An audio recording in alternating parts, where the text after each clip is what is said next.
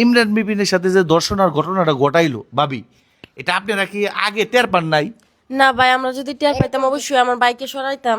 আমার বাইকে মিথ্যা মামলা দিয়ে ফাঁসানো হয়েছে, আমাদের একটাই কথা, মিথ্যা মামলা দিছে। আমরা যদি আগে থেকে জানতাম অবশ্যই আমরা দেশে যেতাম গা, যে আমাদের নামে যেমন এমন মামলা, তো আমরা আগে থেকে সইরা যাই, তারপর আমরা পদক্ষেপ নিতাম। কিন্তু আমাদের বাইকে তো মিথ্যা মামলা দিয়ে সরাসরি পুলিশ দিয়ে ধরানো হয়েছে। এটা বলেন, এটা সবটা সাজানো না? আপনি নিজে বলেন, একজন পুরুষ মানুষ হয়ে আপনার বিবেকে কি আসে বলেন? এভাবে কি ধরে কেউ যে মামলা আজকে হয়েছে আজকেই ধরে নেবো? এমন কোন ঘটনা ও জীবনে ঘটছে নাকি? আজকেও না, 1 ঘন্টা। আচ্ছা, এক ঘন্টার ভিতরে মানে পিয়া খানের মা, ওনার কি স্বামী নাই? ওনার স্বামী থাকতেও স্বামী নাই, ওদের ফ্যামিলি ব্যাকগ্রাউন্ড অনেক বাজে, ওর কোনো হাজবেন্ডও নাই, পিয়ারও কোনো ব্যাকগ্রাউন্ড অনেক বাজে। আচ্ছা, পিয়ারও তারা চলে কিভাবে?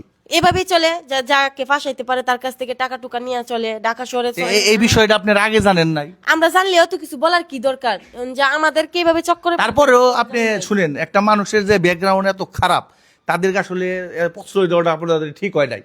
যদি আগে থাকতে সতর্ক থাকতেন, তাইলে এই ঘটনাটা কিন্তু ভাই, ঘটতো না। আমি আরেকটা কথা বলি, আমরা তো জীবনও ভাবি নাই যে এরকম চক্রান্ত আমাদের সাথে হবে, বুঝছেন?